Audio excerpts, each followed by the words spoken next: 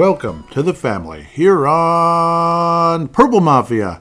I am your host, Paladino Joey, or Joey Awajan. Purple Mafia is available on all of your favorite podcasting apps. I thank each and every one of you once and always for downloading and listening to this show. It is a great pleasure to be back on board with you once again today. The Minnesota Vikings went into Soldier Field in Chicago. Had one of the weirdest, craziest games ever. We can call it the Windy City roller coaster. That's pretty much what it was. Things didn't look so great. Things got a little better. Then all of a sudden, the Vikings are pulling away. Everything's going to be fine. Special teams looked incredible. And Carter made a mistake and blah, blah, blah. And then weird things started happening, and the game went to overtime. What the hell? And the Vikings then looked pretty damn good on both sides of the ball in overtime and took it away despite losing the toss. So, yeah, the Windy City roller coaster fortunately ends with an overtime victory over the vaunted Chicago Bears, 30-27.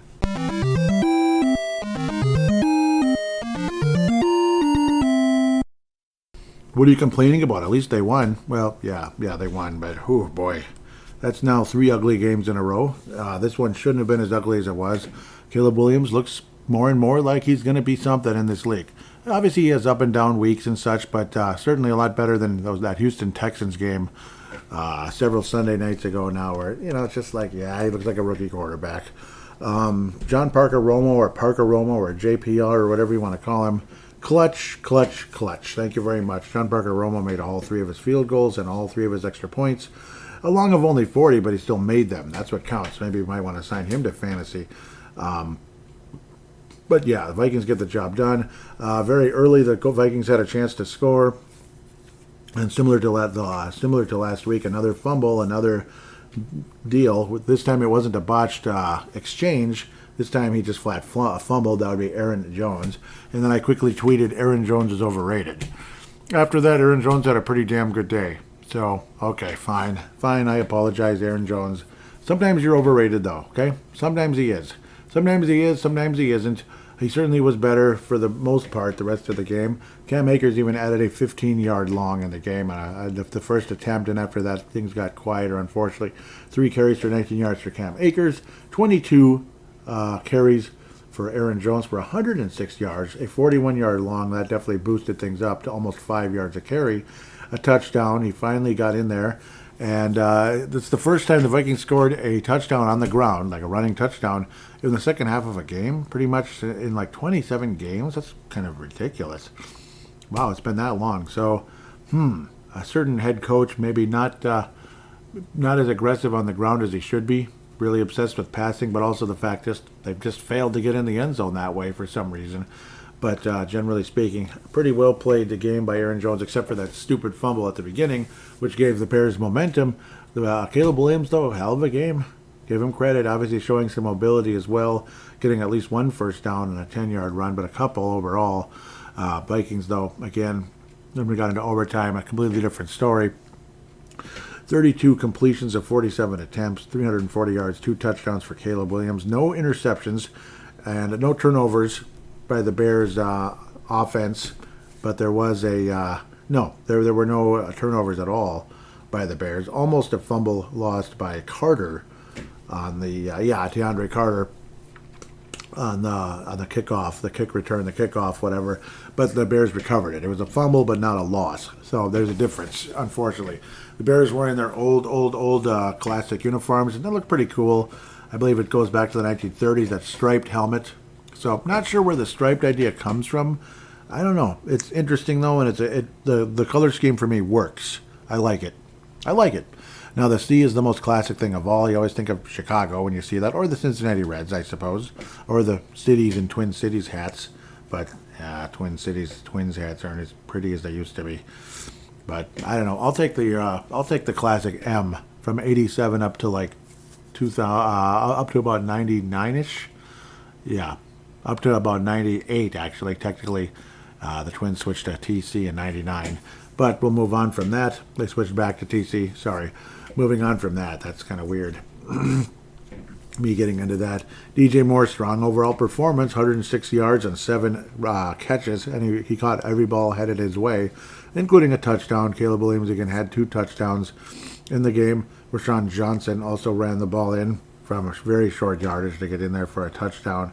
Unfortunately for us, Keenan Allen, extremely strong performance in the game, but also at the same time, again, 15 targets, 9 catches, but again, big-time plays throughout the game.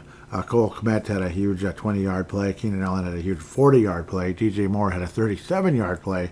So there were chunk plays all over the field for the Bears, and that's why they, got back in the game, and it's also why they were in the game in the first place, or close enough to being in the game.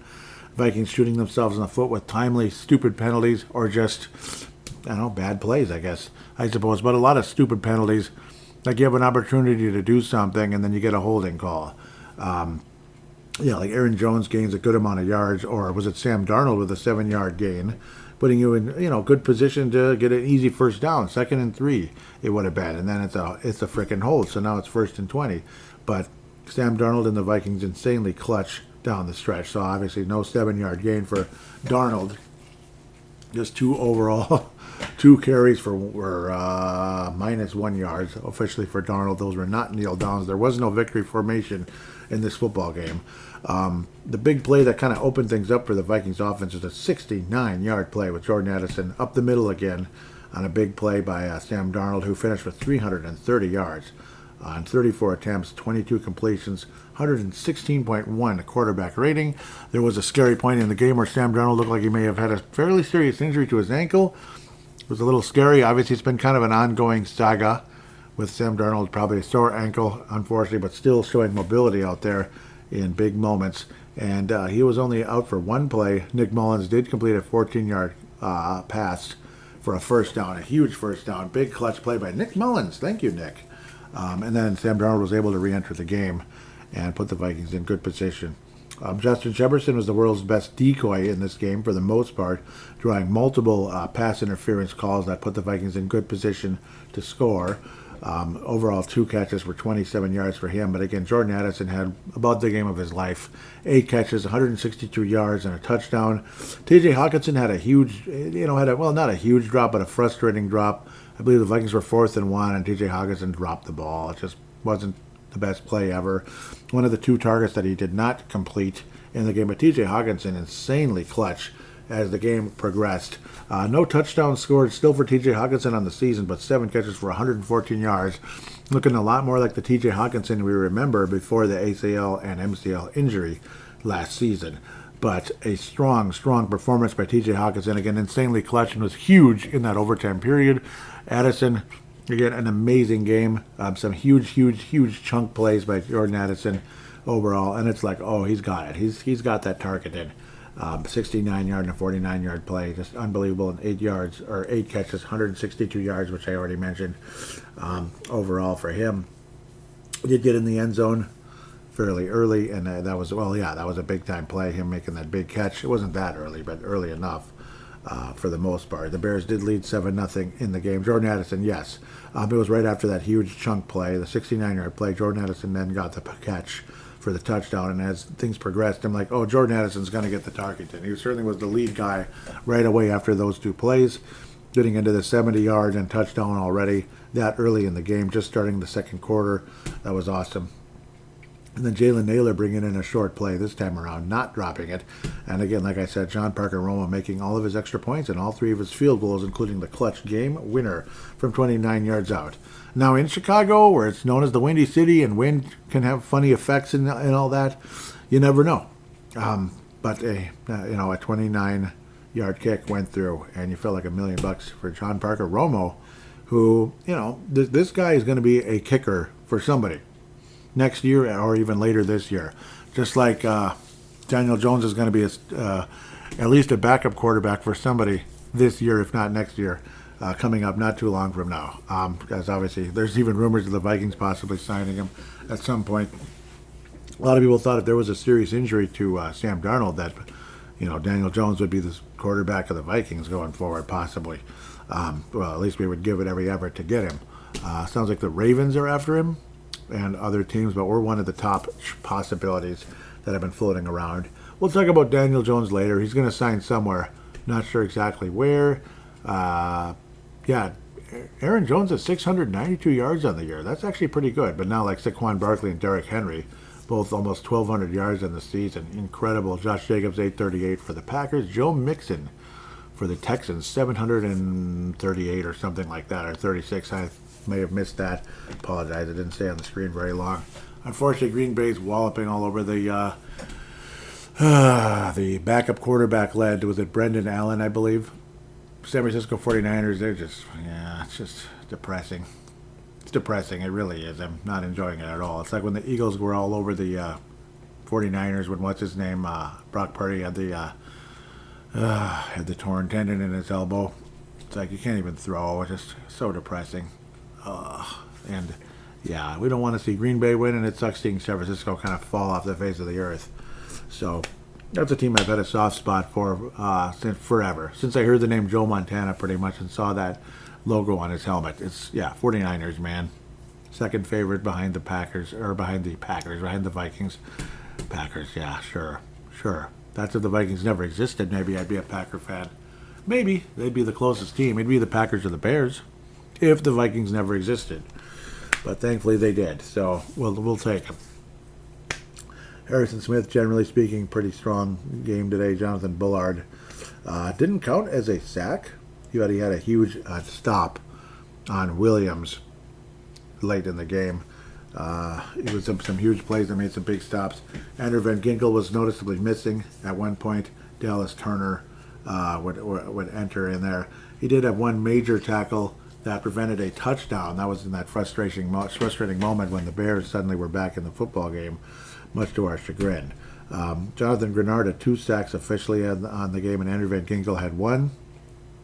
I believe Van Ginkel now has 9. Grenard also has 8 sacks on the season, including the one that pretty much put the Bears in very tough situation in OT. Thank you, Jonathan Grenard. Overall, really big clutch plays. It's those big stops that can win games, and that's what Mr. Grenard did. It's not an interception by Byron Murphy Jr. or anything, but it's a big stop. But that big stop, the sack, like the interception that could potentially end a game when a team is trying to drive down the field to either win or tie the game, and then interception, and we got this, and now it's victory formation. Hell yes. So, yeah. Camus Gruger-Hill had some snaps today as well because, again, guys banged up and such. Dallas Turner. Yeah, we'll get back to that in a minute. Yep, Jordan Addison, insanely exciting. Did the Packers score again? Why do I even have this on? It's disgusting. It's like when the Eagles destroyed the Vikings, and then why am I blanking now? The former Viking tight end, was the color commentator back then. Why am I blanking on him? Yeah, I know his name is Joe. And he said, good golly, this is disgusting. Yeah, that's kind of what it's like for the 49ers right now. It sucks. Anyhow, we'll stay off of any stick jokes here with 9s and stuff and other numbers. We're not even going to go there. No, we're just not at all. Sorry. The fourth quarter, should we get into that stupid roller coaster? Other than, again, Aaron Jones making it 24-10, which is really important. 24-10 at the, late stages of the third quarter with 1:26 remaining from the Chicago 2. The Vikings got up to the 2, and Aaron Jones finally a running back scoring in the second half for a touchdown, being able to run the ball in. Not a receiving touchdown like Cam Akers last week, but a running, into the end zone on the ground touchdown. Aaron Jones, second half score for a running back, big play. 24-10, and I was like, I better start apologizing, right? He got over a triple digits and got in the end zone after that stinking fumble early. 24-10, I've said that 15 times now. The Vikings look like we're in prime position to win this. Obviously, things can happen in a whole quarter. You got 15 whole minutes. You might get some stupid fumble. You might get an interception, or again, just good, strong drives by the Chicago Bears, which is what Caleb Williams did do. He was able to hit DJ Moore for a 10-yard touchdown, and again, DJ did get over 100 yards today against the Minnesota Vikings secondary, which does give up way too many yards at times. They do. The Bears got cute. That would be the head coach of the Chicago Bears getting cute with the decision to go for 2, despite the fact they're down by 14. They go for 2. Now, of course, it doesn't kill you if you fail, but the next time, if you're going to try to tie it up or whatever, or try to get closer in range to win the game, you gotta, because the Vikings would have had another field goal later first. But yeah, you're down by 8. because they failed. Williams tried to hit Keenan Allen, and that was incomplete. So the Bears getting a little cute, and it was kind of weird. John Parker Romo, again, because the Vikings could not get in the end zone. Late in the fourth quarter, a lot of people thought that the Vikings should have, that'd be KOC or Kevin O'Connell, should have tried to get the first down on the play. It was 4th and 1 at the Bears 7. Try to go for it. You're up by, not 11, but 8. With, it would have been 2 minutes left going into the 2-minute warning. It would have been going into the 2-minute warning with the play. But a possibility, you get the first down, and the Bears had used up their timeouts because they're trailing in the game, again, by multiple scores at one point. You thought that the Vikings, that KOC should have possibly tried to get the first down, and then it could have been victory formation pretty much. Instead, the Vikings, or KOC, Kevin O'Connell, opts to kick a field goal. Parker Roma does hit it to put the Vikings up by 11 from only 26 yards out. So again, what if they fail? Yeah, I know. The Bears would be at the 7.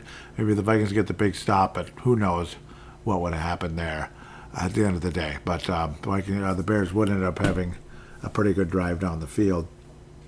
Made it look way too easy, and the frustration was just epic, absolutely epic. The Bears, the Bias as we like to call them, the Bears would return a kick right after that. Again, a massive return, getting into Viking territory. And I believe it was the Vikings 38 that Dallas Turner was able to make the tackle to save the day. It would have been a special teams touchdown, and then the Bears would be going for 2 right away. But unfortunately, the Bears still scored a touchdown anyway. Again, DJ Moore was able to score from... Nope, that's the wrong one. Sorry about that. It was Caleb Williams to Keenan Allen. The other guy was catching everything for the most part and making big plays and getting big first downs for the Bias.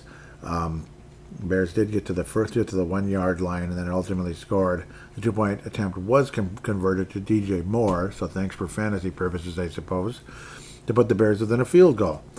Okay, everything's going to be fine though, right? Everything's going to be fine. Everybody just calm down. Everything's fine. Onside kicks never work in the NFL anymore. They just don't. That's been kind of killed. They even have to announce that they're going to do it. But, of course, we all kind of knew the Bears have to do an onside kick because the Vikings simply receive the ball, they kneel down, the game's over. Like, that's all you do, right? If the Vikings successfully field the ball, the game is over. Victory formation, kneel down. It would have been one play. One. Because there was, 29 seconds left in the game. And it would have been less than that even. The play clock's a little bit longer than 29 seconds, isn't it? At least to my knowledge. Yeah, it is. Anyhow, yeah, it never happens. But then Johnny Bunt, unfortunately, gets too close. When he doesn't need to get too close, the ball was headed out of bounds. The ball was headed out of bounds, but Johnny Bunt touches the ball. He, kind of like the 49ers, the team I'm looking at right now, years ago against the New York Giants in the 2011 NFC Championship game. An opportunity for the San Francisco 49ers to go up against 2011. Who would they have played in the Super Bowl that year? The Patriots. Oh, that would have been epic. Oh, that's what I was always hoping for. The Super Bowl that never happened. Tom Brady versus the team he grew up with. Oh, my God, that would have been cool. Wouldn't that have been fun? It would have been Alex Smith, because he was the quarterback at the time, wasn't he? Yes, because 2012 when the Niners went to the Super Bowl, that was the other guy. Yeah. Who, when he couldn't play anymore, started to draw attention to himself a different way. We'll leave that right where that is. What am I going with? Yes, the onside kick. Yes, Johnny Bunt. His leg was in the way. The ball bounced off of his leg, and guess who recovered the ball? Not the white jerseys. It was the navy blue ones with the orange stripes. Yeah, it was wonderful, wasn't it? Wasn't it just wonderful when that happened? You just felt so good. No, the Bears were wearing white jerseys, weren't they? It's kind of weird. Well, whatever it was, the Vikings lost. No, the Vikings almost lost the football game. And it's like you go from a point when you're up by 11. You're up by 11? Did you realize you're up by 11 points with less than a minute left when the Bears were driving down the field? Again, this was after this bullcrap kick return, right? Bullcrap kick return. The Bears managed to just blow down the field and score. still using up plenty of time because they had no timeouts, and the passing game was working. And again, no way to stop the clock. You got to keep moving, right? The Bears were, other than stepping out of bounds anyway, but the Bears were able to, get within 3. But at the 2-point conversion, I've repeated that like 3 times. The Bears do recover the football. They're pretty much in field goal range. They burn the clock. Well, they're not quite in field goal range. Vikings can't make the stop. The Bears get closer into field goal range.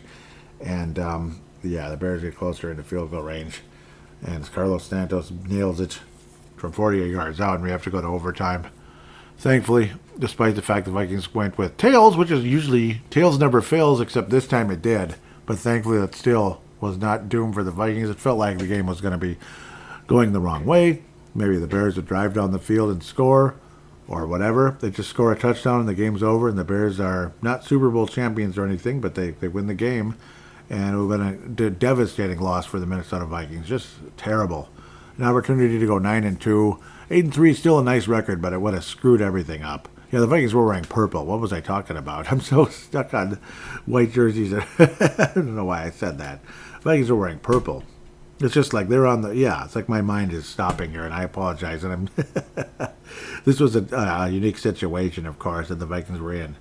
But thankfully, the Vikings defense was incredibly strong in that overtime period. The Bears could do a whole lot of nothing. And the big sack by Jonathan Grenard forced the Bears so far back that there was nothing they could do. And eventually, the Bears, that meaning, again, Caleb Williams, so far back that the Bears were in a very precarious situation, could not get the first down. They just couldn't. Vikings would get the ball back. It felt like we were going to lose the ball again, potentially, but luckily it was called down. I feel like we fumbled the kickoff. Wouldn't that have been devastating? But thankfully the ball was ruled down. Oh my God, that would have. Oh my God, could this possibly be happening? The Bears would win the game right there, basically. Yeah, they would have won the game, right?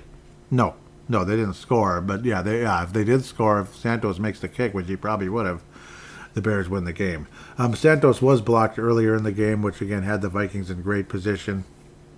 It would have been. It was 2 weeks in a row that Carlos Santos was blocked. Thankfully, the Bears ultimately lose the game because Sam Darnold was incredibly clutch, as was T.J. Hawkinson down the stretch to put the Vikings in good position. Also, again, Justin Jefferson making a big play in the middle of the field, getting to the Vikings 49. I thought it was the 50, but it was the 49. That was a huge play and gave the Vikings a chance to get closer and closer to John Parker Roma, because with the Vikings stop of the Bears offense, all the Vikings had to do was score something. It was officially sudden death overtime. And thankfully, the Vikings, again, getting down the field with some big catches by T.J. Hawkinson and putting Minnesota in position to wrap this thing up. John Parker Romo marched out there, 29-yard kick, and it was good. Right through the uprights. Oof. And after giving up 11 points, watching it evaporate in less than 2 minutes, it was extremely frustrating. And, in basically 2 minutes. Yeah, it evaporated in 2 minutes. Not less than. It was 2 minutes. Insanely frustrating. Put the Vikings into OT, but again, the Vikings, thankfully, Sam Darnold unfazed. He didn't fumble the ball, and he didn't throw an interception. Just an unbelievably great game by Sam Darnold. He deserves all the credit in the world. He will get an honorable mention for the Fran Tarkington Award. In fact, he almost should get it for how clutch he was down the stretch. And again, tough as well with that pain in his ankle. Nick Mullins, big play. Thank you, Nick. That was a huge first down. But to me, today, the Fran Tarkington Award has to belong to Jordan Addison with 8 catches, 162 yards in the touchdown, and kind of getting things going. Now, you could kind of pair the two together, and they both deserve it in a lot of ways. Andrew Van Ginkel was fantastic in the time he was out there. Jonathan Grenard, those huge sacks, especially the last one that kind of helped bury the Bears. Pun semi-intended, or not really. Huge game by Jonathan Grenard, 6 total tackles, and again, 2 of them were sacks. Van Ginkel had a pass deflection, a sack, and 7 total tackles. Just awesome overall day. Tillery also had the blocked kick.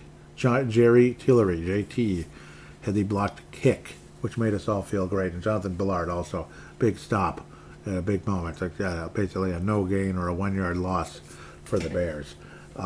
In a moment where it looked like maybe Caleb Williams would have gotten some yardage on the ground again. But thankfully the Vikings do escape. And what could have been an absolute disaster. Johnny Munt also, again, extremely frustrating going into OT. Vikings, again, had some momentum going. At one point, also, you had the chain gang, one of the chain gang people, non-contact injury, which was a little bit of a weird situation as well, which kind of delayed potential momentum for the Vikings after getting their first down in overtime. You also saw Johnny Munt jump early for a stupid false start, which, again, can kill your rallies in so many ways. Insanely frustrating. So Johnny Munt is going to bring home the Christian Ponder Memorial without a doubt. Wrong place, wrong time, and also getting a stupid false start penalty, which was insanely annoying. So Johnny Munt's definitely bringing home the Christian Ponder Memorial. Fran Tarkington Award is, of course, going to Jordan Addison for an amazing performance. Love seeing him blow up like that and just have a superstar type of a game, because that's exactly what this was. Any fantasy bowler was probably pretty happy, and they should be at the end of the day. Frustrating game, insanely annoying, but the stick-to-itiveness of Sam Darnold and that Vikings defense as well deserve a ton of credit, despite the fact that stupid penalties and stupid turnovers and stupid, wrong place, wrong time nonsense, which put the Bears very much in position to possibly steal this one away. But luckily, they did not. The Bears were not successful in stealing the game away. The Vikings had one more legitimate chance to win this game, and they took it. They took it, making that huge defensive stop. And, of course, the clutch plays by Sam Darnold, and clutch throws by Sam, and clutch catches and yardage by T.J. Hawkinson. Great overall performance by him, making some big-time plays. And again, Jordan Addison making some unbelievable plays in the game. Absolutely. So, three or four people. There were like 3 or 4 people that could have brought home a Tarkington today. Like obviously Darnold, Addison, Hawkinson, and of course Jonathan Grenard. Just those massive plays. And even Andrew Van Ginkel could have been a huge possibility. Would have been a nice option. So, a lot of positivity. Just general stupid penalties at times were extremely annoying. Could drive you absolutely up the wall. Johnny Munt again, wrong place, wrong time. I said that 5 or 6 times already. My apologies. So with that, we'll take a quick break. We're going to look around the league and, of course, the NFC North. Spoiler alert, the Packers blew out the 49ers. Yay. But at least the Vikings stay ahead of the Green Bay Packers. And the Vikings also played the Chicago Bears. So there's only one other team to really talk about in the NFC North. And we'll look at the Packer 49er game, but it isn't much to talk about. It's depressing, to say the least. Because I like the Niners and I hate the Packers. So, okay. That's all you need to know there. With that said, we'll take a quick break. And, of course, yes, we will preview the upcoming Arizona Cardinals for next week. Another nooner, baby.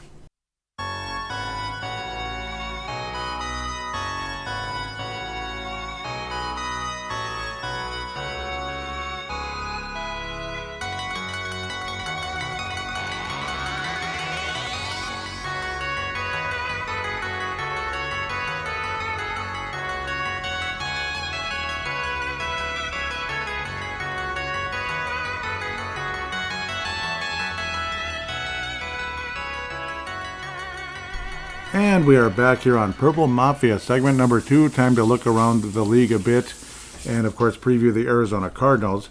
Looks like Thursday night you had the Brown Bags overcome the Pittsburgh Steelers, who were 8-2 at the time, so a very tough loss for Pittsburgh. This is actually much worse than what it would have been for the Vikings that they lost in Chicago today, because, you lost to the Cleveland Browns, wow. And I know Cleveland has talent, but they just haven't been winning this year. Cleveland improves to 3-8. They were hosting the Pittsburgh Steelers. Sounds like the Vikings, or Gophers, Huntington Bank Field. That sounds a lot like where the Gophers play. But anyhow, it's about the success of the Gophers, though, in games that matter. It's about what Cleveland's record is, 3-8. Pittsburgh drops to 8-3, a tough road loss in the division, which does happen. It's one of those bleep happens type of deals. Dustin Hopkins made field goals. Nick Chubb got in the end zone. Jameis Winston wasn't all that great, but he was good enough. He got the team down the field despite the interception. Nick Chubb was able to get in twice. So one of those goal line type of deals where you feel good owning somebody like that as like your second or third running back with 59 yards but 2 touchdowns. That's huge. Jalen Warren for the Pittsburgh Steelers was able to run one in, only 45 yards for him, and Najee Harris 41 yards and 16 carries, so 5 more carries for him, only averaged 2.6 a carry. What the heck? Calvin Austin had a touchdown on just 3 catches, 78 yards for the Pittsburgh Steelers. Jerry Jeudy with 85 yards and 6 catches. Jordan Atkins, 3 catches, 38 yards. Nothing spectacular for the Cleveland Browns. The defense definitely got the job done versus the Pittsburgh Steelers. Russell Wilson tried to hit Cordero Patterson for a 2-point conversion to put the Pittsburgh Steelers up by 3 after a touchdown to Calvin Austin. A nice play, but the attempt to Cordero Patterson was it just didn't work out, basically. Nick Chubb was able to get into the end zone after a good drive led by Jameis Winston to put Cleveland up 24-19, and Pittsburgh unable to get anything going. They were trying to get in the end zone, of course, but couldn't get there. Obviously, a field goal is not going to do you any good. So, a extremely frustrating loss for the Pittsburgh Steelers, to say the least. Even though Russell Wilson was incredibly sharp, they had Justin Fields attempt to pass, and nothing happened there. 28 attempts, 21 completions, 270 yards, and 1 touchdown. No interceptions for Russell Wilson, but he did lose a fumble, and that was unfortunate for the Pittsburgh Steelers. Again, losing to the Cleveland Browns. Only 1 sack on the Pittsburgh end by Nick Herbig, but 3 sacks by the outstanding superstar Myles Garrett of Cleveland. That was a huge help. And Jordan Hicks, the former Minnesota Viking, with the Cleveland Browns with a sack as well. Just like Zadarius, Zadarius. We'll just move on from that. When it came to the, he's now with the Lions. Used to be with Cleveland. But, Jordan Hicks, the former Viking linebacker, with 1 sack. And, again, Myles Garrett with 3 with Cleveland. Outstanding job there. And helping the, one of the main reasons why Cleveland would be a winning team would be Myles Garrett. But, unfortunately, for Myles Garrett and the Browns, they lost. Detroit, well, that's going to be significantly later. Miami in a classic matchup in their division. Used to be a headache for Tom Brady and such. Huge headache for the New England Patriots today. The Miami Dolphins definitely on a run, looking for the postseason. A lot of people have them ranked way higher than you'd think, like 9th in all of football, despite the fact they still have a losing record because, well, ever since Tua came back, they've been incredible. 4 touchdown passes for Tua, 317 yards, 40 attempts, 29 completions. Quarterback rating just under 130. Wow. Drake May with 1 touchdown and 1 interception. Not an overall special day, but 222 yards, generally speaking. Devon Achane, got 32 yards. The Miami running game, not all too special, but Jalen Waddell, great game for him. 8 catches, 144 yards and a touchdown. Juju Smith, 9 catches, 87 yards and a touchdown. 2 catches for Devon Achane. Receiving the ball rather than running the ball. 2 touchdowns for him on 3 catches, 24 yards. The Miami Dolphins looking good. Odell Beckham Jr. almost forgot who he was. He's on the Dolphins. Who? Yeah, Odell Beckham Jr. is on the Dolphins. 3 targets, and that's it. End of it. That's the end of it. But, Mr. Tua looking a lot more like Patrick Mahomes the last few weeks, but then eventually they're going to have to go to Green Bay, I believe, if I remember correctly. That's not going to be too easy coming up. I believe they go to Green Bay. It's one of those. It'd be one of those odd schedule games that happen once in a while, or maybe it's not Green Bay. I forget who it is. Obviously, they're going to have to play Buffalo at some point as they're in the division. So we'll see. Tua's going to have to play on the road in colder weather at some point to kind of go out there and get the job done. Tampa Bay Bucks 30-7 over the New York Giants, who dropped to 2-9 on the year. The Bucks staying alive with a 5-6 record, 30-7. MetLife Stadium, boy, they need Met. It pays. They need Met right now. They need some insurance there. They need some life insurance in New York. They are dying. Devin Singletary finally got the New York Giants on the board about midway through the 4th quarter, trailing 30-0. 30-7 would be the final score regarding this one. Tommy DeVito, 189 yards. He didn't turn the ball over. No, he didn't. Good for him. Drew Lock completed a 3-yard pass for the Giants. Yay. Baker Mayfield, 30 attempts, 24 completions, almost 300 yards, but no touchdowns or interceptions, but he did lose the fumble because he always turns the ball over at least once. Did you notice that? Malik Neighbors, again, looking for that franchise quarterback of the future to come to the New York Giants. They'll have a shot at that in the draft because I think in New York, that is the only conversation right now. Tommy DeVito is a backup quarterback, and Malik Neighbors is a future star in the league. 6 catches, 64 yards for him on 9 targets. No touchdowns, of course. Only Devin Singletary, the running back that isn't all that great. 3 yards and 2 rushes. Man, 3 yards and 2 rushes. Anyhow, the Bucks win comfortably over the Giants. Let's just keep going for the sake of time. I mean, oof, yuck. That's a lousy game. Washington and Dallas, a classic matchup historically. Multiple Super Bowls, of course, won by these teams over the years. Not this year, I'm pretty sure, especially Dallas, but they did get the win. You saw Washington with an opportunity to tie the game. The kicker missed the extra point, and he was, looked a little bit like, you can't be serious. I actually missed that. Austin Siebert missed. Yeah, but opportunity to make it 27-all. Dallas marched down the field and won the game anyway. So it wouldn't have won the game for Washington, and it wouldn't have put it into OT. But yeah, man, geez, Dallas golden opportunity. And there was a kick return. It was just like all hell for Washington after that missed extra point. So Austin Siebert, again, kicking the ball to Janiah Thomas for a 43-yard return touchdown. That's all it was? Man, that's a pretty weak kick. What the heck? Oh, yeah, they were trying to do the, that's what cost him. It was a stupid, what do you call it? Same thing that the Bears did. Yep. But Dallas was able to just bring the ball all the way for a touchdown because Washington had to do an onside kick because they were trailing because the stupid guy missed the kick. So, Austin, you suck. You suck. Austin definitely gets the, Hoskins Award or something. I don't even know what I'm talking about. But a disappointing loss for the Washington Commanders, who had an opportunity to do something. Austin Siebert had made a 51-yarder not that long ago to get Washington back in the game. At just a minute 44 left. 51-yarder, and he misses an extra point. It's just, that's the NFL for you, and that's why a lot of people hate football, because of the frustration of it all. It's absolutely crazy. Then Zach Ertz, an ageless wonder for some reason. Man, he's still playing. Yeah, I mentioned that way too often. He got in the end zone. Terry McLaurin, an 86-yard play. That was awesome. 5 catches, 102 yards with that 86-yard play pretty much defined it all. The touchdown and the triple-digit yardage for Terry McLaurin. Thank you, Terry. Good job. Jaden Daniels also ran the ball in. He did have a couple of interceptions. That's why Dallas had a chance to be alive in this one. 1 touchdown, 2 interceptions. Sorry for the background noise.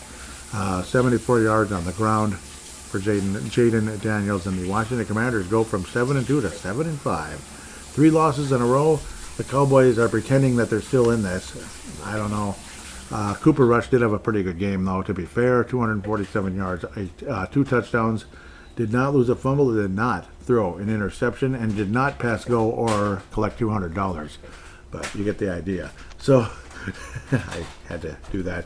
2 sacks for Micah Parsons, one of the best defensive linemen in the league, or whatever they are, to linebackers, with the way people move players around nowadays. 1 sack for Darren Payne of the Washington Commanders. Commanders dropped to 7-5. Dallas pretending they're still alive in this. I don't know, but an impressive win nonetheless.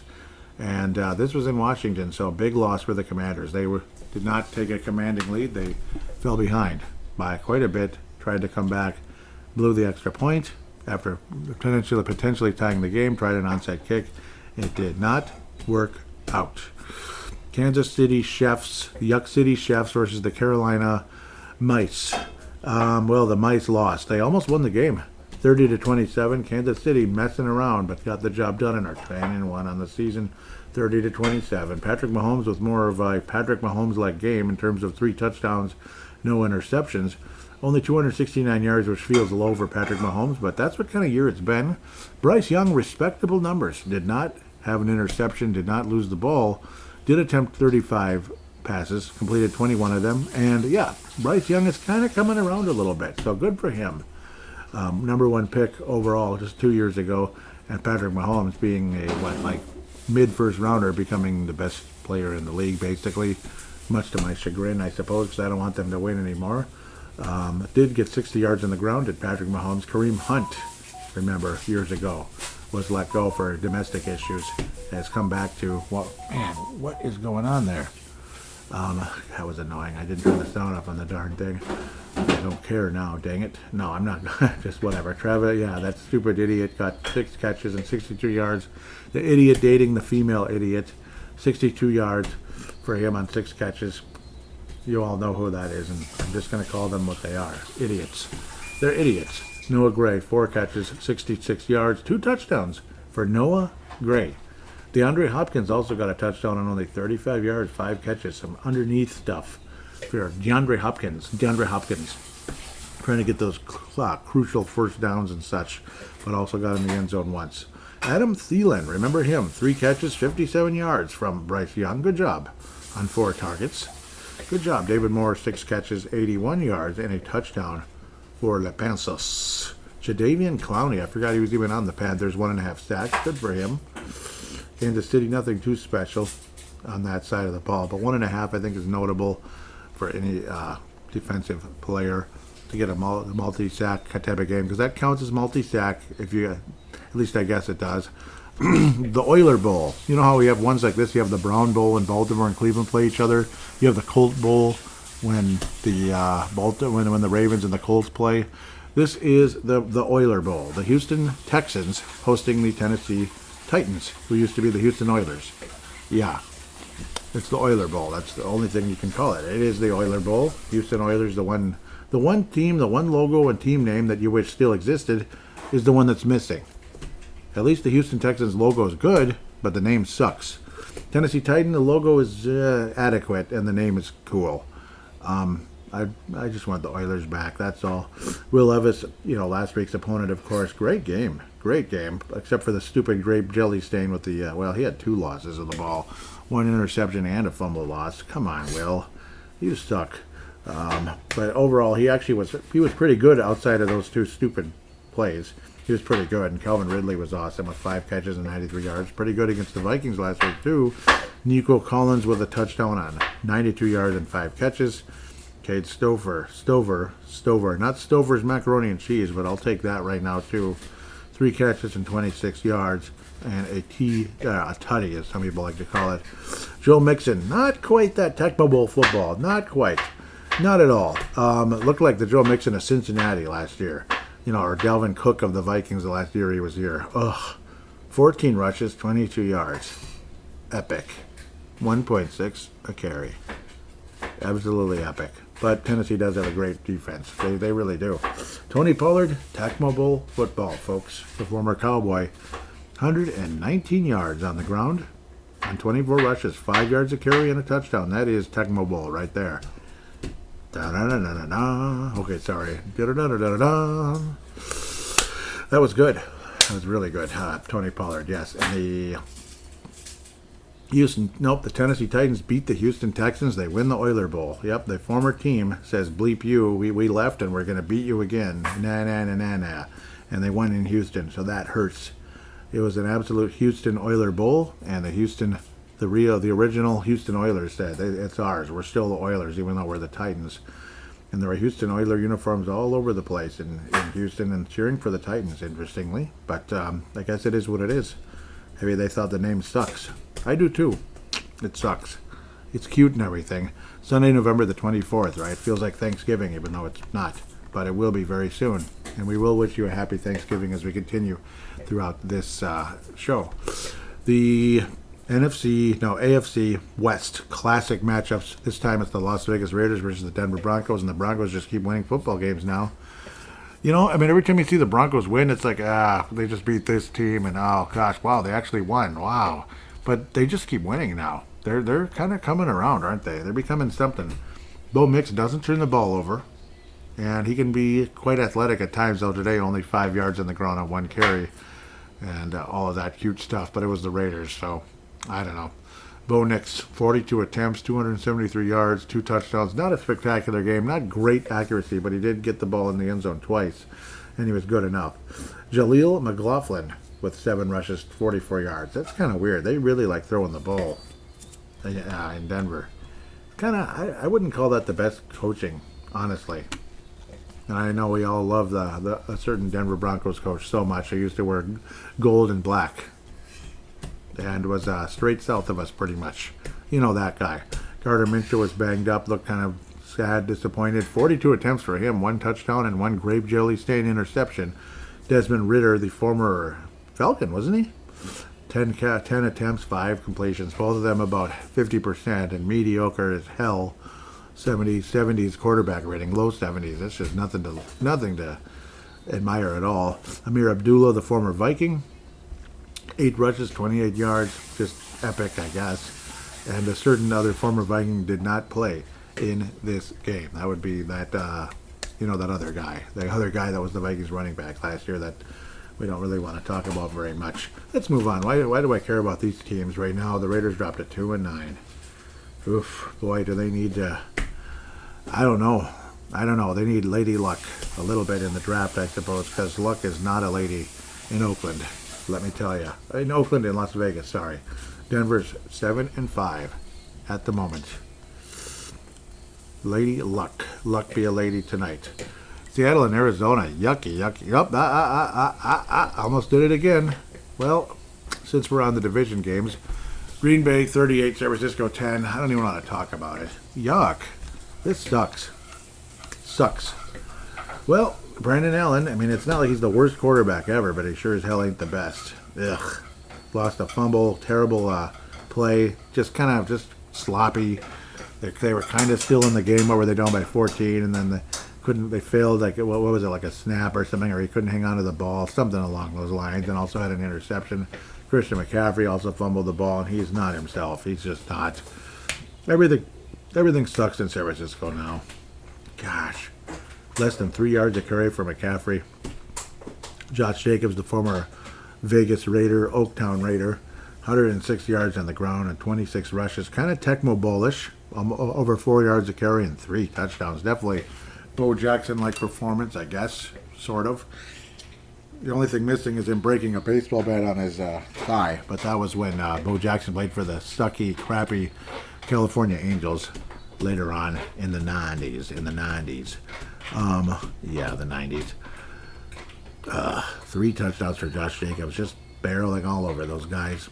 4.1 a carry, nothing great, but good enough. And Jordan Love did not throw an interception. He was the league leader in interceptions, and he threw 0.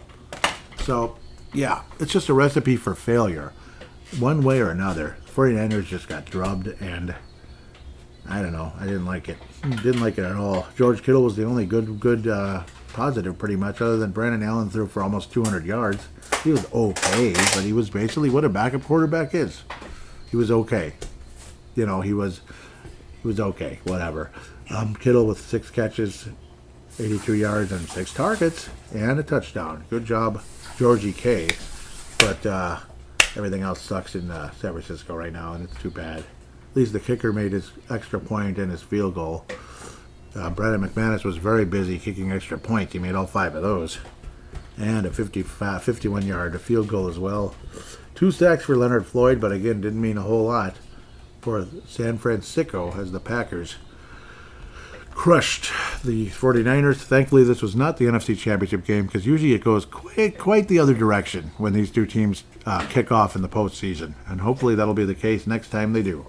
Unfortunately, I don't think it's going to be a postseason matchup this year unless San Francisco pulls a rabbit out of their hat. But I suppose next week's opponent did a whole lot of nothing in Seattle. But we can't talk about that yet.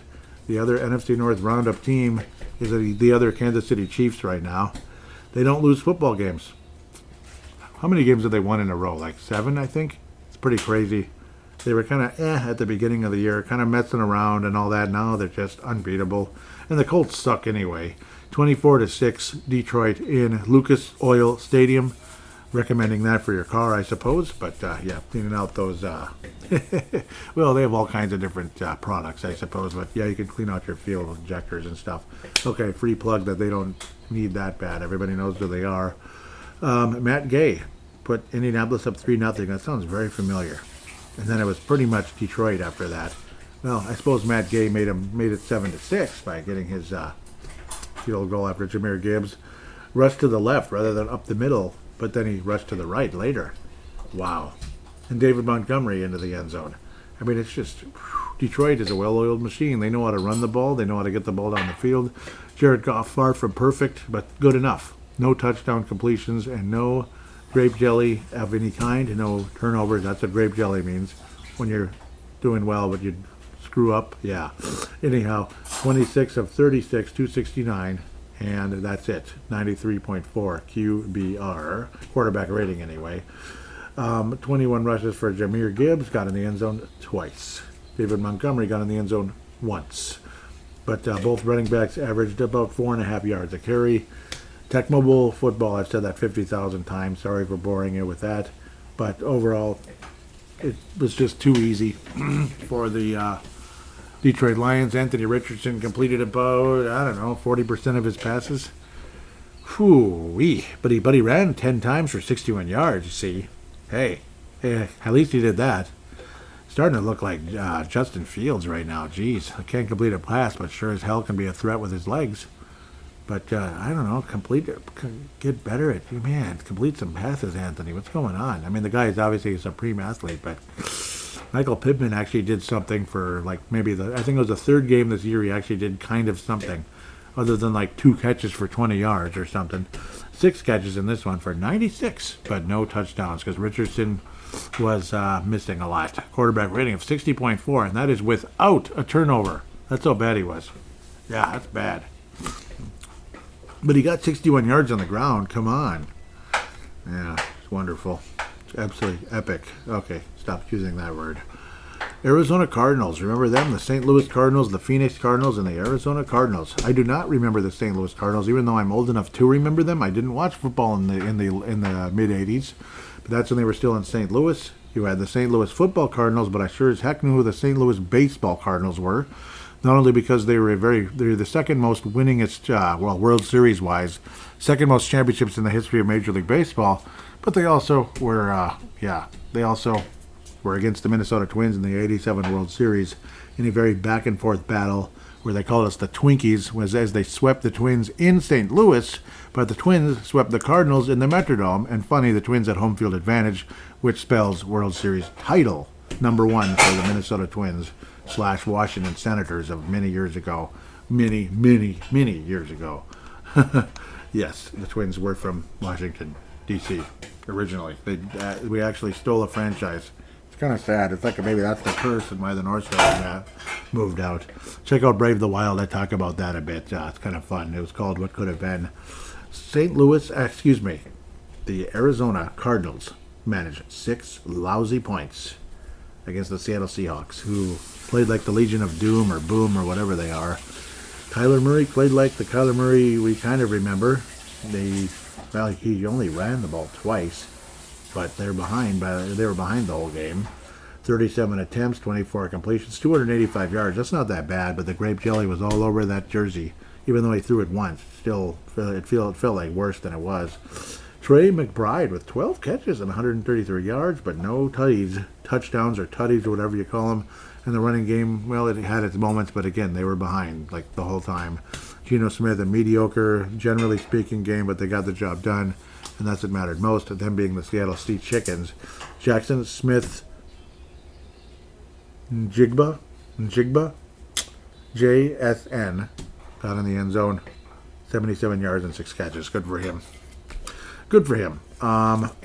So we're not really talking about the Seahawks, even though they did win the game and stuff. 6-5 on the year. Arizona drops to 6-5. They are second place in the NFC West, behind the I don't even know anymore. Technically, but they're 6-5, right? So who's in first place? Now I'm confused. It's not the 49ers.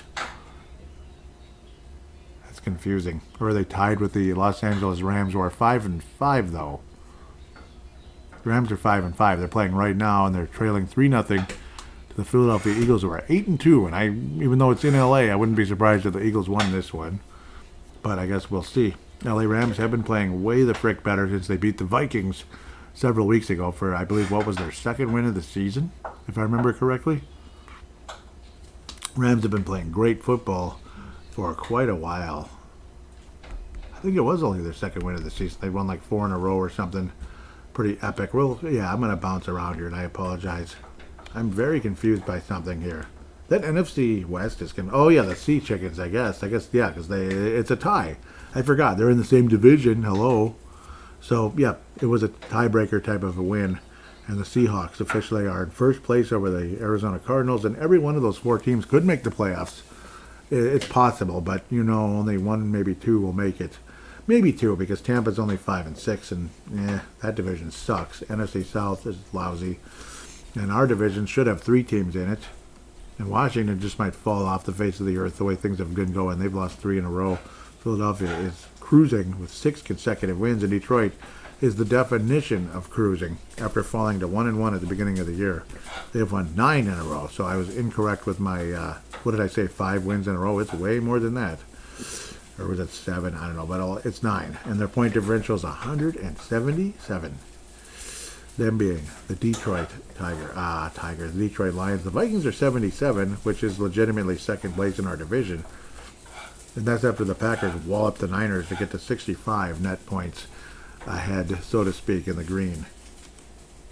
Buffalo 106. Buffalo's the best in the AFC with the biggest point differential. Jacksonville and the Raiders are the worst in the AFC, with 108 each. I don't know, I like looking at this stuff. It's kind of 146 with Carolina. Bryce Young's getting his head out of somewhere lately, which is good. And no, the Rams have not won 4 in a row. They did blow one recently. I think that they were 1-4 when they played the Vikes. Beat us, got to 2-4. Now they're 5-5. So they've been very good since then. Basically 4-1 since the Vikings and Rams kicked off a few weeks back now.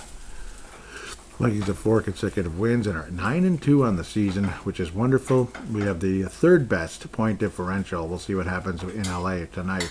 Philadelphia is second best in the NFC with 80, but nobody's catching Detroit with 177. They should be the favorites to win the Super Bowl, and they probably are. Back to Arizona, but I guess that can make it more of a NFC North roundup type of thing by looking at Detroit and admiring what they're accomplishing, because it's been really something, to say the least. They will be heading to the Arizona Cardinals will be heading to Minneapolis, Minnesota. U.S. Bank Stadium at noon on Fox will be opening up the month of December. So this is the last. This is the last show of the year.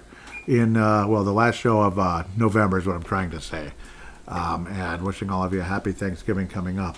Vikings lead the all-time series 18-12, no ties. 18-12, no ties. Vikings have most recently defeated the Arizona Cardinals in 2022 with a 34-26 back-and-forth weird battle on the day before Halloween. Yeah, the 34-33 loss in 21 when Greg Joseph and the Vikings had a chance to win the game, and he missed. Greg Joseph missed, whereas the week before, Dalvin Cook fumbled the ball away versus Cincinnati, a team that we thought wasn't going to do jack bleep, ended up being pretty damn good. Then they ended up going to the Super Bowl and lose to these stupid Rams by it was really close. It was depressing.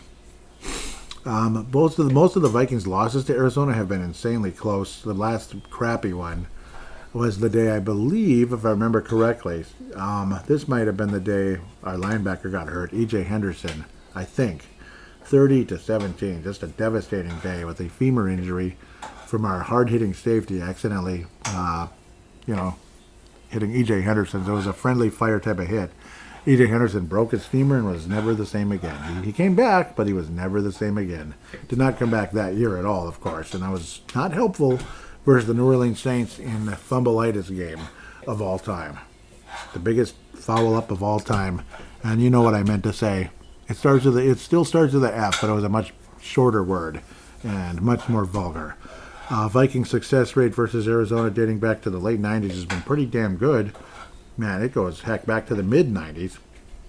Vikings barely squeaked past the Arizona Cardinals. They were still called that, believe it or not. Arizona goes way back to 1994, it looks like, about then, when they became Arizona. I thought they were called Phoenix. But maybe that was way back when I really started watching football in the early 90s. But the Vikings had won, looked like about 10 out of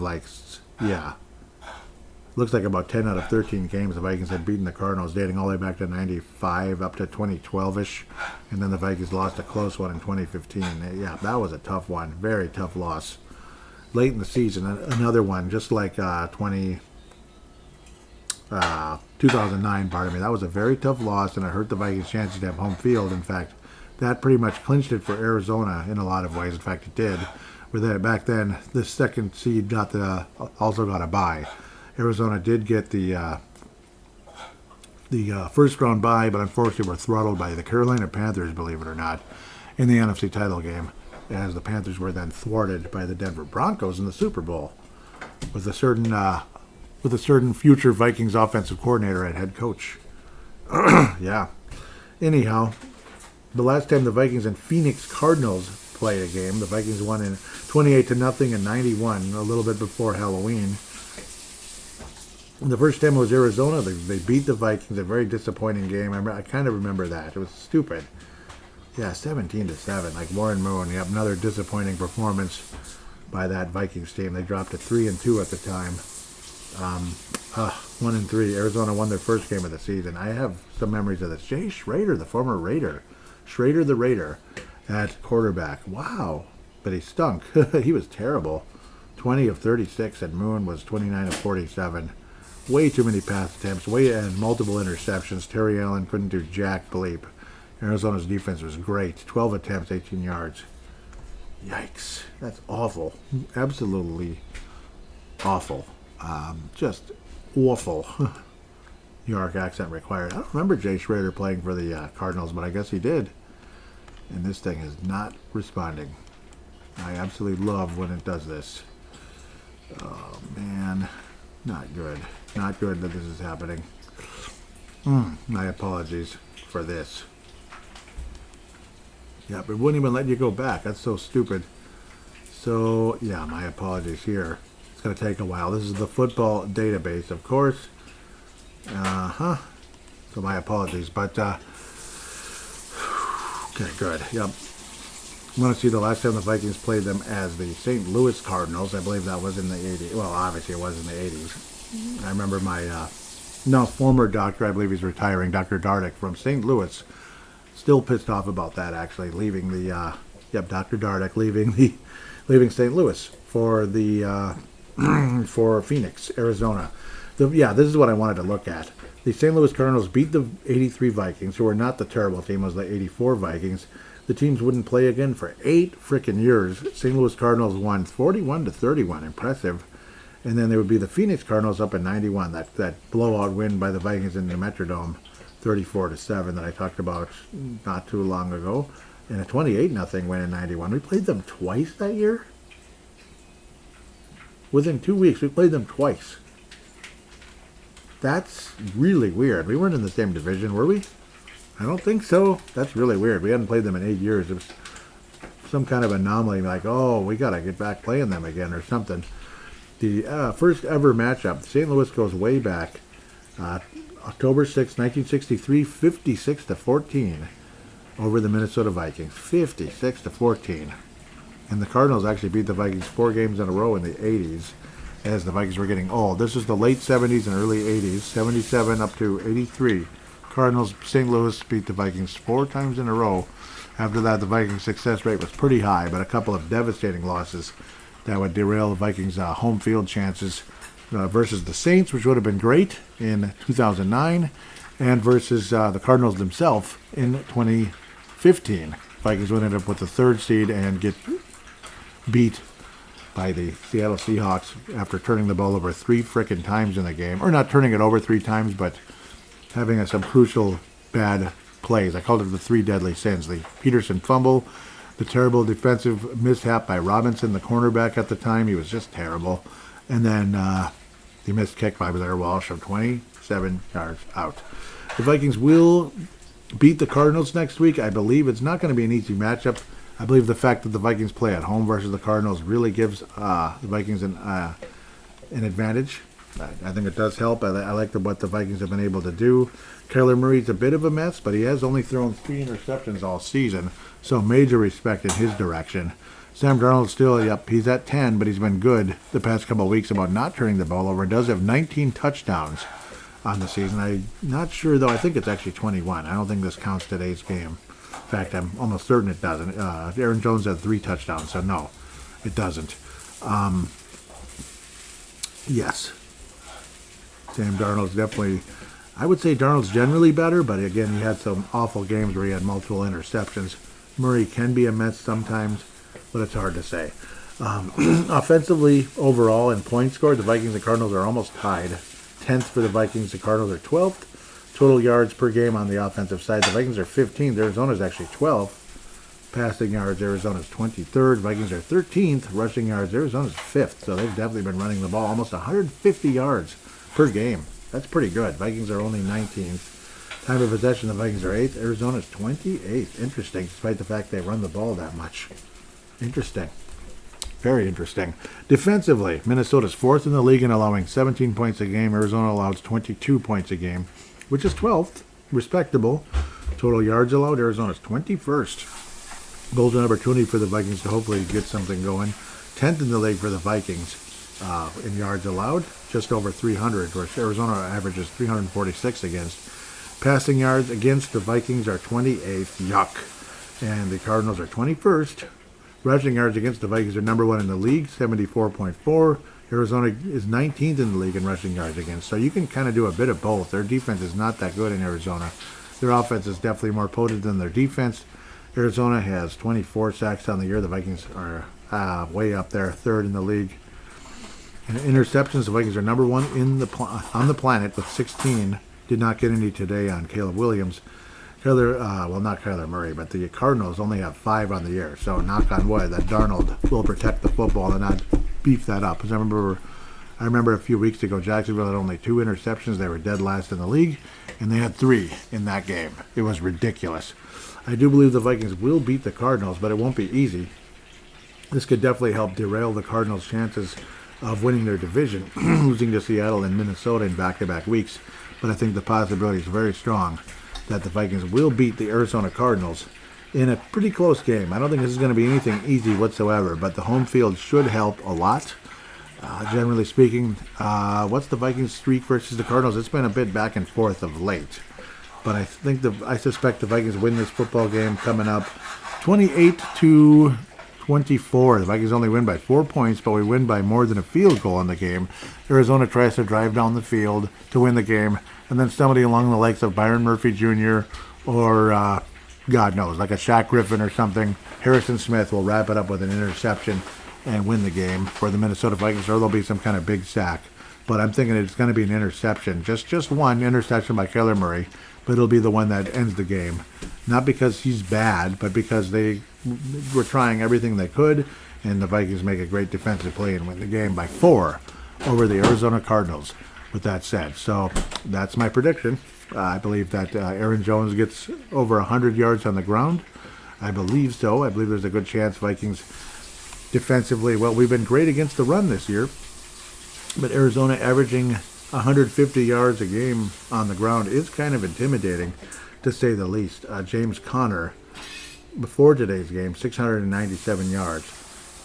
He's not been anything all that special. It's kind of been a semi-committee, but 5 touchdowns for him. He has lost 1 fumble as James Conner on the season. Going to backtrack a tiny bit here, and I should, generally speaking, if I could pull something up here. My apologies. But, Arizona definitely has had their moments offensively running the ball. And Kyler Murray at times can be absolutely great. That's one of the reasons why the yardage is so high, because Kyler Murray is ever dangerous on the ground with his legs. So that's an absolute fact. The 16-6 performance in Seattle was not a good one, and that could definitely hurt the Cardinals' chances of winning their division. That's a big thing. Trey Benson, they're overall, it's just crazy. They had an awful, awful day on the ground when they're averaging 150 yards a game coming into this one. 18 yards for Benson, 14 yards for DeMercado. Kyler Murray only 9 yards on the ground. And James Conner, the guy I just mentioned, 7 rushes, 8 yards. Incredible. So Vikings do that, they should win comfortably. If the Vikings do anything close to that, they should win comfortably over this Arizona team. They definitely tried to beat Seattle in the air, and it just didn't happen. They only got 6 points throughout the entire game. With that, we'll take a quick break and come back and hear from Gerald String for the first time in a while. You'll get to finally hear a voice on this show other than mine.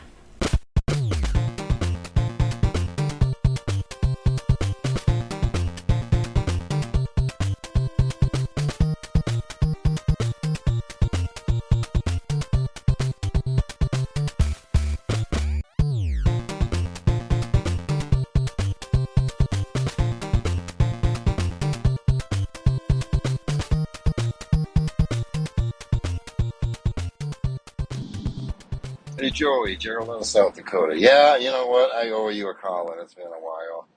And you do such a great job. And I should really call in every week, but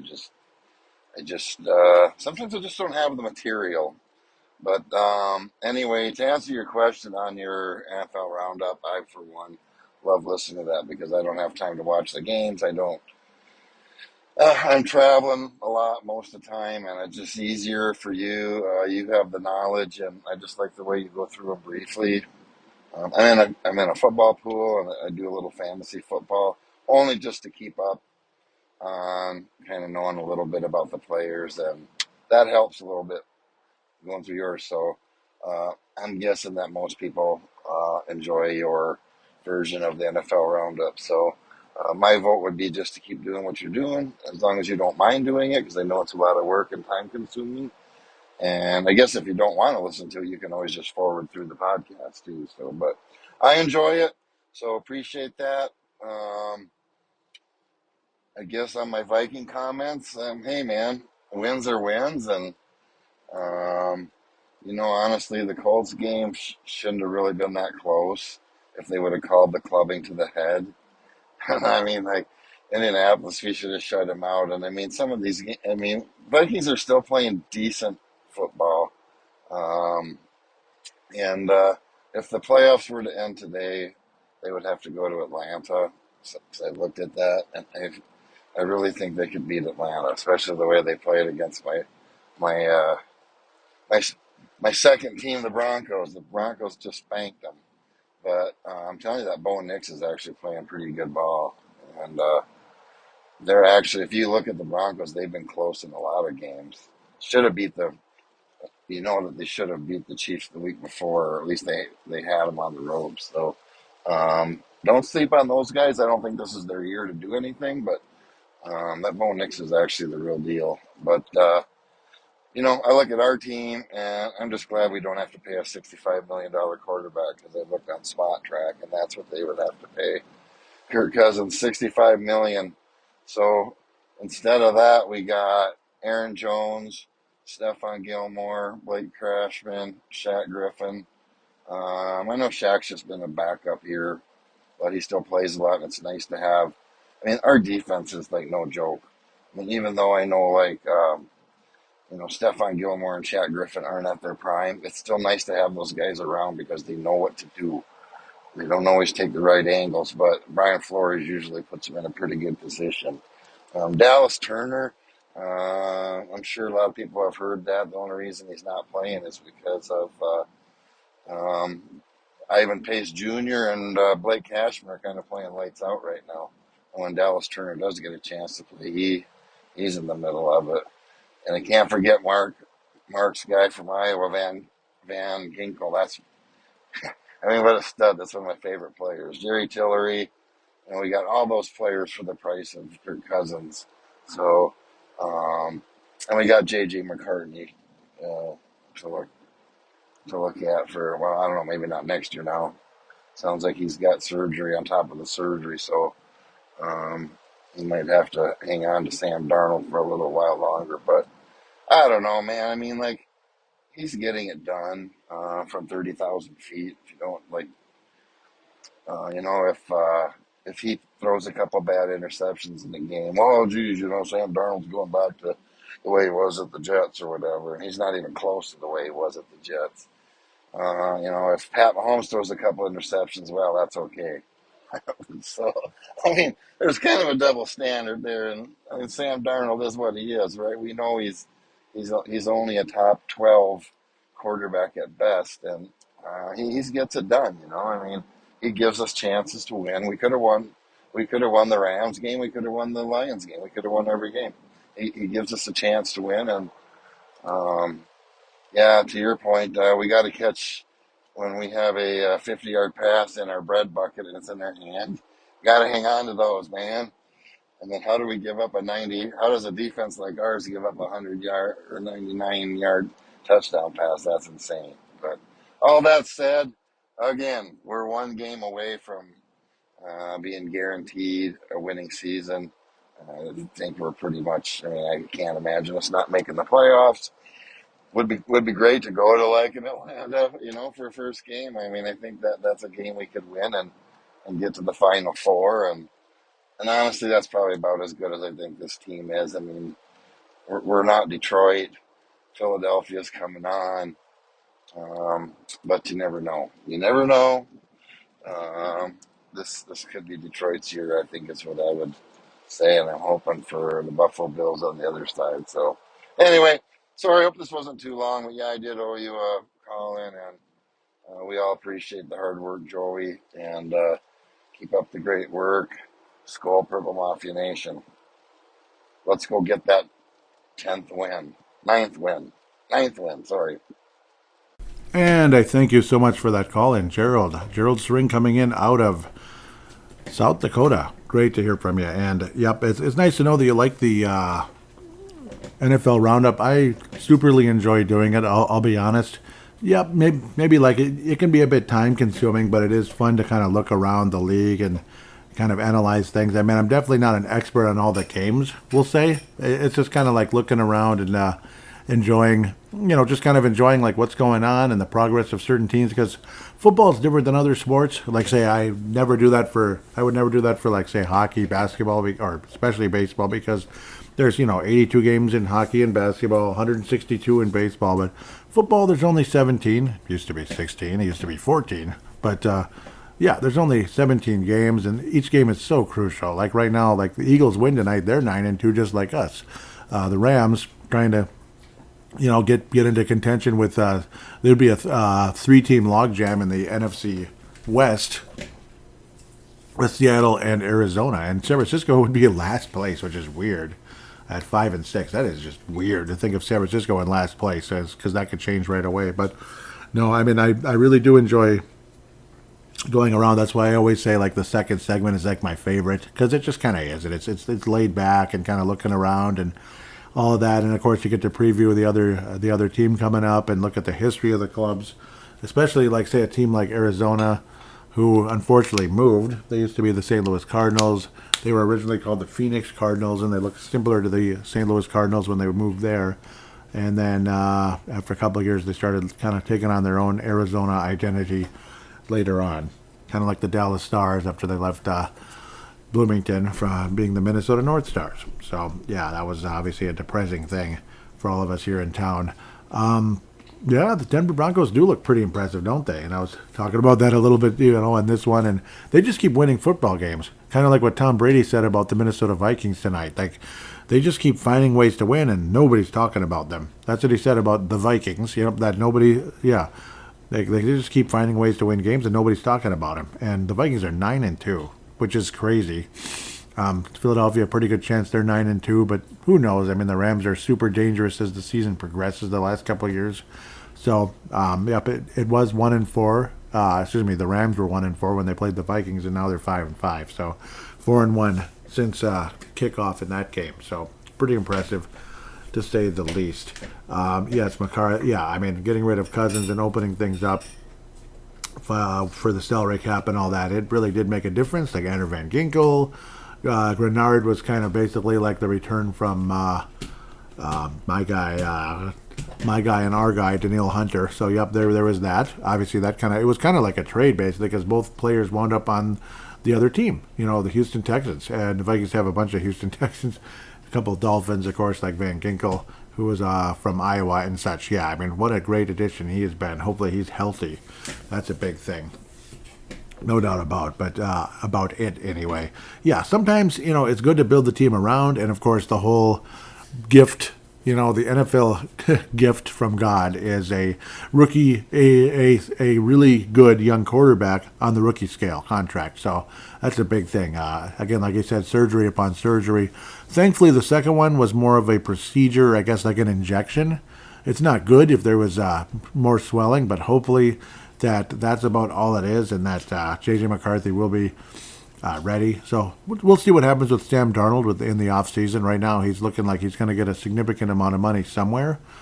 Somebody might go crazy and try to throw $25 million at him, and he'd have a hard time turning that down. So we'll have to wait and see how all that turns out. There were even weird rumors about, like a long time ago, about Stafford for Darnold, where they would the Rams would give Darnold a chance to be the quarterback for a number of years. They get somebody younger who's ready to go, and the Vikings would have an immediate, guy who's been there, won the championship, and all that. So, excuse me, all kinds of interesting thoughts of that. But I'm not super excited about the idea of doing that. But then again, it would be interesting to see Stafford as a Viking. But he's definitely much older. Aaron Rodgers nonsense. He's going to be the Packers, Jets, Vikings. Yeah, sure. I don't think so. I don't think that's going to happen. Rodgers might play next year. He might just retire and hang it up. But we're not talking about Aaron Rodgers at the moment. The Jets, it's definitely a Mets. Just end the season. That's usually what Jets stands for. Just end the season, unfortunately. So now we're going to kind of bounce around, get to the Twitter if humanly possible. This thing acts so weird.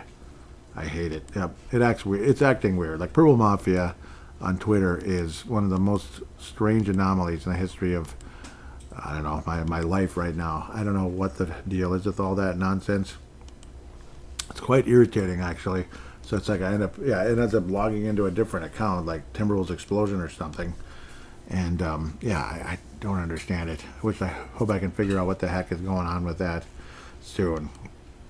Notifications, again, I apologize for not being as active as I could be lately. So my apologies. Like to hear from those of you, though. That is awesome. So it looks like, did anybody retweet the last show? I think they did. It's just not showing it, which is annoying. I know a couple people did, and I really appreciate those of you that did for so many reasons. I just, appreciate the heck out of you. Excuse me. Mad Martin out of Northern Scotland says, annoying, great drive, and then that. Yeah, that would be like, it's annoying. When Aaron Jones fumbled at like the 2-yard line. Yeah, extremely annoying. And then Pace went out. Yep, so we'll have to wait to see with his situation. Hopefully he's going to be okay, but he didn't play after he went out. That would be our guy Pace there, Ivan Pace. That sucks. A small but really good linebacker, Ivan Pace. Dave Hickey out of Iowa, and apologize again for not interacting so much with you guys today. Just another one of those, days where, let's just say, very busy day.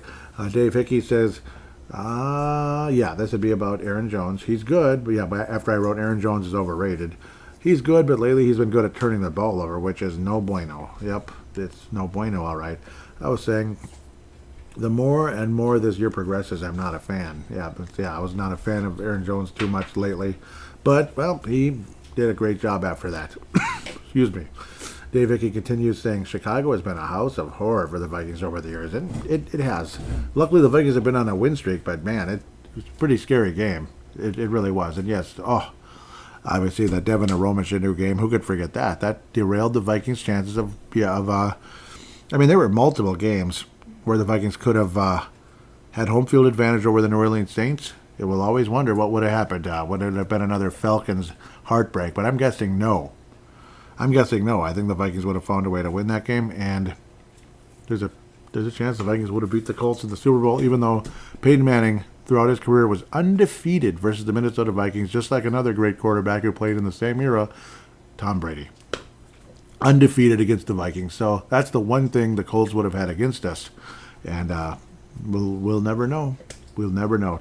Tom Brady is broadcasting, and so is Peyton Manning nowadays on those Monday nights. Tom Brady's broadcasting on Sundays, and I believe he's doing Thanksgiving. They were teasing him about that, and he did a funny face. That was great. He's like, what? I have to work Thanksgiving? So that was kind of entertaining afterwards. So anyhow, Dave Hickey, saying it was a house of horror for the Vikings over the years. Continuing, Dave Hickey says, I've got a pretty good feeling that the game is going to be a nail-biter like almost always. Dave, you nailed that. Yep, you're a prophet on that one. Absolutely. Dave Hickey, also out of Iowa, just like Mark Carlson, of course. And Andrew Van Ginkel. We love Iowa here on Purple Mafia for so many reasons. Obviously, the people of Iowa are the salt of the earth. Just love you guys so much. And some of the players that come in from Iowa have been really nice to us, have been really nice for the Vikings for years. Dave Hickey continued. Nope, that was already the nail biter deal. Matt Martin says, "Suck at Dayton triangles." Yep, yep. Oh, I like that. Matt Martin continues saying, "Good grief! This team will never get everyone together on the same page. We went ugly with struggles on offense, and then the offense gets going together, and the defense just can't keep up with a rookie quarterback. Yeah, that wasn't that annoying. Yeah, I nailed that one in a big way. Looks like there was a reply. Yeah, Man Martin was continuing saying, we play the Cardinals and Kyler Murray next week. If Williams is running like this, all I can say is next Sunday is going to be a miserably long day. Yeah, it needs to be much better. And it is ironic how the Vikings supposedly have the number one rush defense in the NFL. Partially because the Vikings have been ahead, so teams have had to pass. And that's why the pass defense looks worse than it is with the amount of yardage. The Vikings have been ahead in a lot of games and the point differential and all that cool stuff. Kind of like the 98 Vikings look like, oh, the best run defense ever, yet mobile quarterbacks are what pretty much beat the Vikings back in those days. Or like big, strong running backs were a huge problem against that 98 Vikings club. Like Mike Allstott, who was like a fullback, running back kind of guy for Tampa. That was our one loss in 98. And then, of course, Jamal Anderson. Who could forget Jamal bleeping Anderson? And then a quarterback who was more mobile than you'd think, despite the fact he was kind of a semi-older guy in Chris Chandler, who was mostly a career backup until he got to Atlanta and had, the year of his life. Took them to the Super Bowl instead of us, and what happened? They got their ass handed to them by the Denver Donkeys, as Dave Hickey, Mr. Gerald String would say, out of South Dakota. Dave Hickey continues, jumps back on board, says, I can't believe they let the Bears back in this game. Oh, wait, yes, I can. They can't finish anybody. That's been a big problem, huge problem. Dave Hickey says, wow, they won. That's crazy. I thought for sure they were going to give it away. That comes from a scared Viking fan. And yes, I thought for sure they were going to give it away too. Them being the Vikings, of course. Yes, I thought the Vikings for sure were going to give it away. Yes, 11-point turnaround in that amount of time, less than 2 minutes. And just the title of the episode would have been like Disaster in the Windy City or something like that. And you could go back and also call it from a Bears perspective, Windy City Miracle.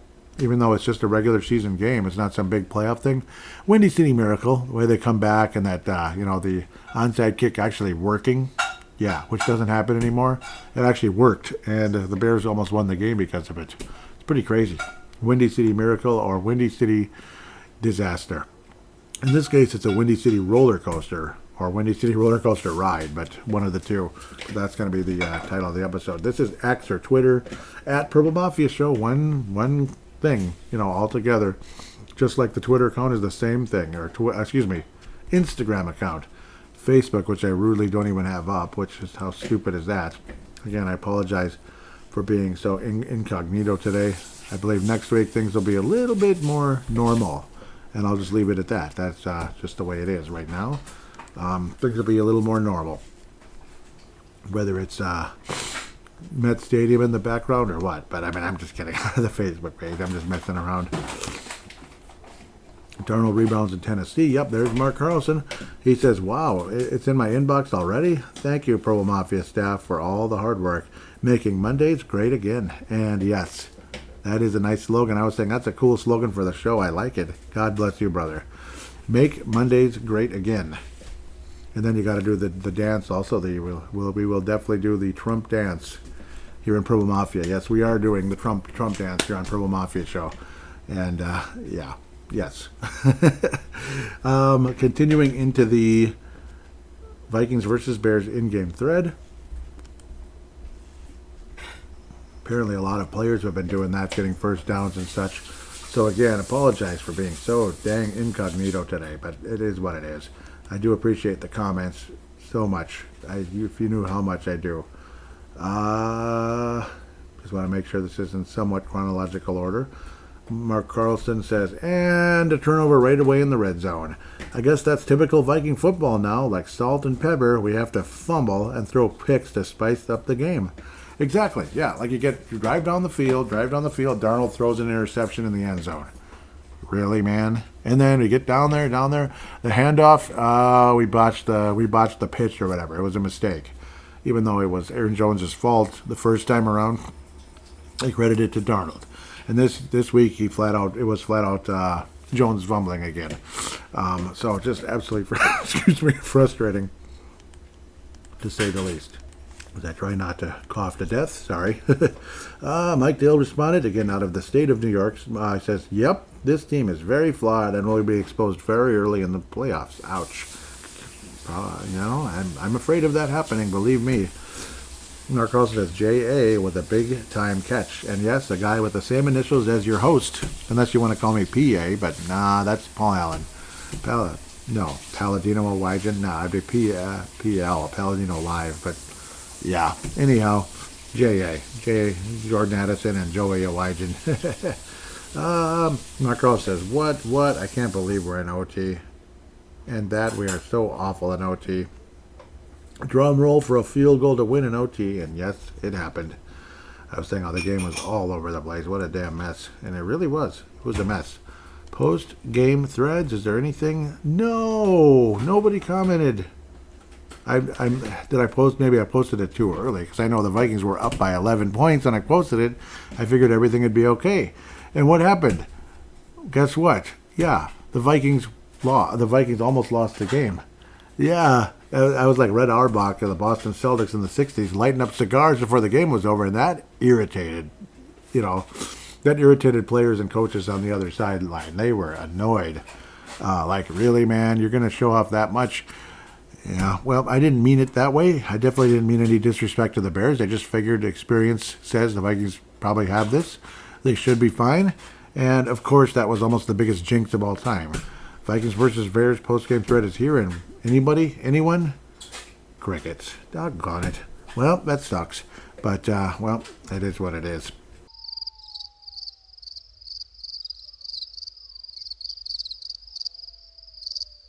Anyhow, I think that might be it for, I believe that, that is it for fan interaction. I could check Instagram, but unfortunately that has been invisible, and I did not do the post-game thread on there.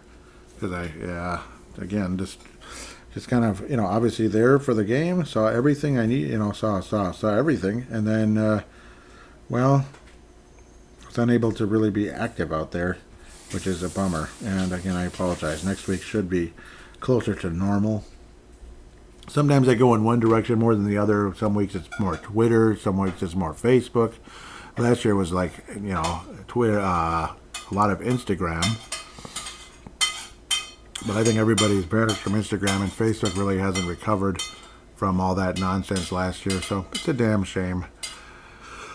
It is what it is. It is what it is. It really is. Man, yeah, and the Instagram is so small. The following is so small there. Yeah, there's nothing. Doggone it. What a bummer.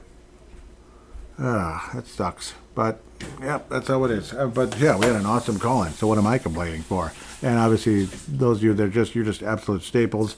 Obviously, Mark Carlson, Gerald String, Mike Dale,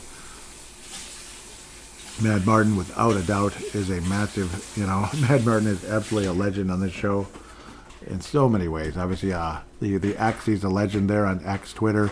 And, of course, the call-ins over the years have been fantastic. Always welcome to call in. Mad Martin, huge shout-out forever for that.